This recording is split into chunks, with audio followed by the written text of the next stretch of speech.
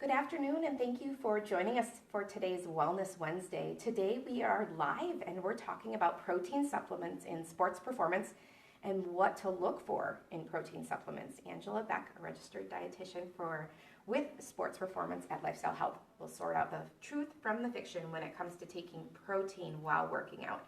Now, the first question we have, Angela, is why is protein important when a person is training or when they're working out? Well, protein is really the building blocks for everything in our system, and from our nail growth to our hair growth to building muscle. And so having adequate protein when you're working out or when you're training for whatever sport you're training for is important to be able to build and sustain that muscle. So what role do carbohydrates play in fueling your body? So that's actually it's a pretty simple question actually. Carbohydrates are basically our energy, our main energy source for when we're working out or when we're living, breathing, doing anything. So it's where we get most of our energy from. Now, so many people talk about carbs being a bad thing, but that's not true then, right? No, it's not a true statement to say that they're a bad thing. I think as a standard American diet, however, we tend to get a larger amount of carbohydrates than we really need in our diet. What do I need to look for in a pre-workout supplement?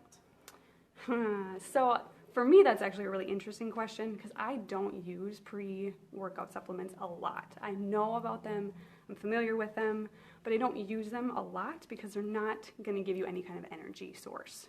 They're usually a vitamin or mineral kind of a supplement. So if you want to use that kind of a supplement, I would suggest looking for an NSF for Sport certified product. So, and it'll say it right on the bottle. There'll be a stamp on it. You can even look it up online. They have a website, so you want to look for those types of supplements. What are those pre-workout supplements? What are they supposed to do for you for your workout? Well, so one of the things that they may do for you, or they're intended to do, is help with your body function. So you're getting lots of vitamins and minerals that, your B vitamins will give you some energy in the sense of it'll kind of wake you up like caffeine does. And so it can help you sustain your energy through your workout. So if I decide to take a pre-workout supplement, when should I take it? Ideally, 30 to 60 minutes before your workout. A lot of people will go to the gym and say, oh, I got to the gym, I'm going to pop open my supplement or make it, and then take it. Well, halfway to 3/4 of the way through their workout, that's when it starts to kick in. So they're really not utilizing them to the best of their ability. So pre-workout supplements would be tough for somebody who decides to wake up in the morning and work out right away. Yes. What should I look for in a post-workout supplement?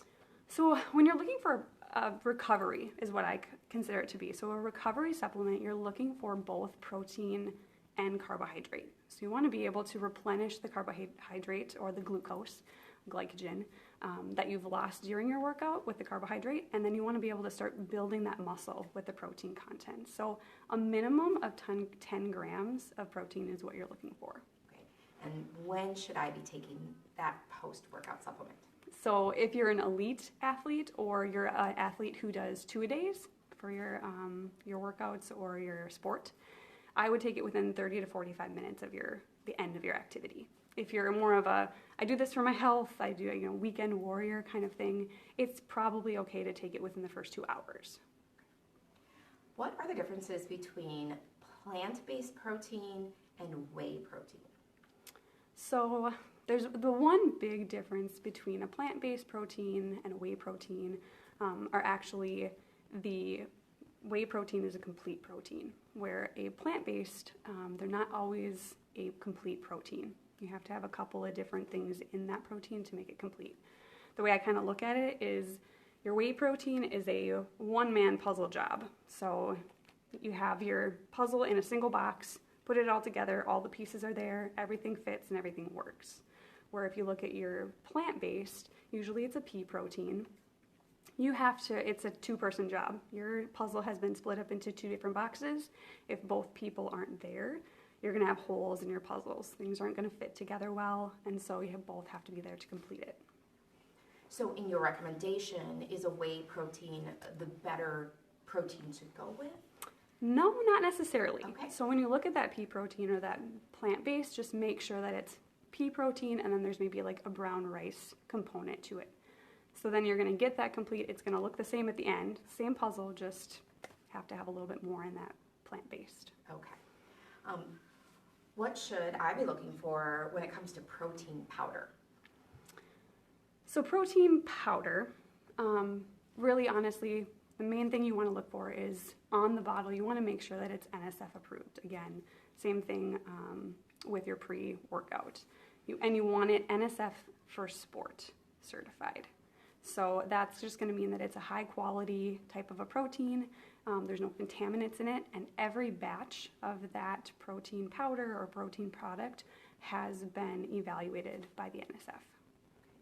As far as mixing your protein and things, is there a preferred way to do it? I know some people use water, some people use milk. Is there a preferred way, or is it just really to taste? I think it's personal preference. I don't like warm protein drinks. I'm going to blend it with some ice because I don't like warm things. Okay. How do I know if I'm getting enough protein to fuel my workouts? Well, so one way, some symptoms that you might notice would be you've been working out or lifting weights for the past 2 or 3 weeks and you're really not able to increase your weight at all. You haven't been able to, lift more or do more, or you get extremely tired throughout that workout. It's a good indicator that you're not getting enough protein or you're not getting enough adequate calories. The only real way, however, to tell if you're getting enough protein is honestly to go in, chat with a dietitian, and calculate out how much do you need for your sport and for your weight, and then look at your intake and see if it's adequate. What are some of the protein supplements that you can get here at Lifestyle Health? So we offer a variety. There's going to be some bars available as well as some powders and some ready-to-drink protein shakes. So one actually for adult, and there is a kids protein shake as well. All right, so you mentioned a kids protein shake. Now, when do you suggest that a kids would take protein? So the only time I'd really suggest that a kid would do a protein shake would be in the instance where they're an extremely busy kid. They're involved in a lot of different athletic events, lots of different sports, and they have those either 2 or 3 a day practices or even extremely long practices where it's almost not feasible for them to have adequate intake or food with them while they're at their sport. Grabbing a protein shake in between their practices or at the very end where they may not be getting a meal for a few hours to have that in their system. But for a typical kid who maybe just does softball at night or something like that, is that something you would recommend? No, and usually for kids especially, I even for those very active ones, I encourage going towards the food first. If you can get food in, you have the ability to have a cooler with you, have some cheese sticks, whatever, go that route first. But if it is a convenience thing, go for a protein shake. That's, again, approved. How much protein should females consume versus males? Good question. Interesting question, actually, because it doesn't matter. Gender or female versus male doesn't really matter that much when you're looking at protein needs because you're more looking for their weight. So what they are in kilograms is usually your standard weight measurement. So a 120-pound male is only going to need probably 60 grams of protein, marathon runner maybe, versus a 170-pound bodybuilding female is going to need a lot more. Okay. So it has to do with the weight, not really your genes. Yep, weight and sport. Okay. How much can my protein needs change from season to season? Great question. So again, it really depends on your sport and what you do in the off season or in your different seasons. So you might look at a shot putter. They're looking to maybe put on some muscle during their season. And then when they get into their off season, maybe they decide to be a runner. So in their on season, they're going to need a lot more protein because they're wanting to build that muscle. On their off season, they might want to lean out a little bit, lose some of that muscle that they gained while they're running, and so they're not going to need as much protein. The opposite may happen with a runner. They might be deciding during their running season, I don't need to build the muscle, I just need to maintain it. And then they want to start lifting throughout their off season, they're going to need to amp up that protein intake. Okay. Well, the last question is, we've been talking obviously about sports performance. Now, when it comes to somebody who maybe isn't as active, is protein supplements, is that something that you would not recommend? It's mainly for people that are working out, that are using more of their protein. I would recommend that if you're a very active person, a protein supplement would be a good option for you. If you're just, again, not working out a lot, or you're just doing some yard work, you really want to get your protein things or any of your nutrients from food. Okay, all right. Well, thank you so much, Angela. Now, if you're looking for additional resources on protein supplements, you can come on down here to Lifestyle Health. We're located inside the St. Cloud YMCA, and you can find a variety of protein supplement options.